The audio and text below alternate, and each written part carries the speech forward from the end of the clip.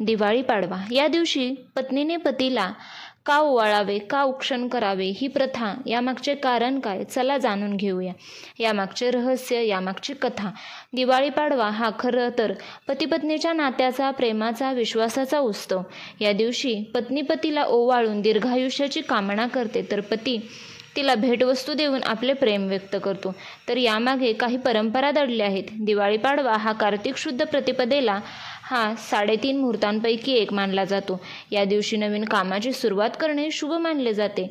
या दिवशी भगवान श्री हरिविष्णूंनी वामन अवतार घेऊन बळीराजाच्या डोक्यावर पाय ठेवून त्याला पाताळात पाठवले आणि त्याचे राज्य त्याला परत दिले आणि त्याला वरदान दिले की जो कोणी कार्तिक शुद्ध प्रतिपदेला बळीपूजन करेल त्याला वैभव प्राप्त होईल. या घटनेमुळे पाडवा हा बलिप्रतिपदा म्हणून ओळखला जातो. काही ठिकाणी या दिवशी गोवर्धन पूजा केली जाते. भगवान श्रीकृष्णाचे इंद्रदेवाच्या क्रोधापासून वृंदावनकरांचे रक्षण करण्यासाठी गोवर्धन पर्वत उचलण्याची आठवण म्हणून पूजा केली जाते. विक्रम संवत कालगणनेची सुरुवात पाडव्याच्या या दिवसापासून होते.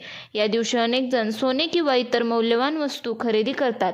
पत्नी पतीला ओवाळते. प्रेम, दीर्घायुष्य, आरोग्य, सर्व कामात यश मिळावे पतीला यासाठी देवाकडे प्रार्थना करते. तर पत्नी पतीला का ओवाळते आणि ओवाळणे ही काय आहे, तर हे प्रेम भावना व्यक्त करण्यासाठीचं एक प्रतीक मानलं गेलं आहे. तर पत्नीसाठी पती हे तिचे सौभाग्य मानले जाते. तर पाडव्याच्या दिवशी औक्षण करून पत्नी सौभाग्याचे रक्षण करण्यासाठी ईश्वराकडे प्रार्थना करते, सकारात्मक ऊर्जा निर्माण करते. पती दिवस रात्र कष्ट करून आपल्या घरासाठी राबत असतो, म्हणून कृतज्ञता व्यक्त करण्यासाठी आदराने त्याला ओवाळते. या दिवशी नक्की ही परंपरा पाळा आणि आपल्या नात्यातील विश्वास, प्रेम अजून दृढ करा, कारण हे औक्षण केवळ एक विधी नसून पतीपत्नीच्या नात्याचे प्रतीक आहे. तर अशा प्रकारे आवर्जून दिवाळी पाडवा साजरा करा. आणि व्हिडिओ आवडला तर प्लीज चॅनलला सबस्क्राईब करा, लाईक अँड शेअर करा. व्हिडिओ पाहिल्याबद्दल धन्यवाद. श्री स्वामी समर्थ.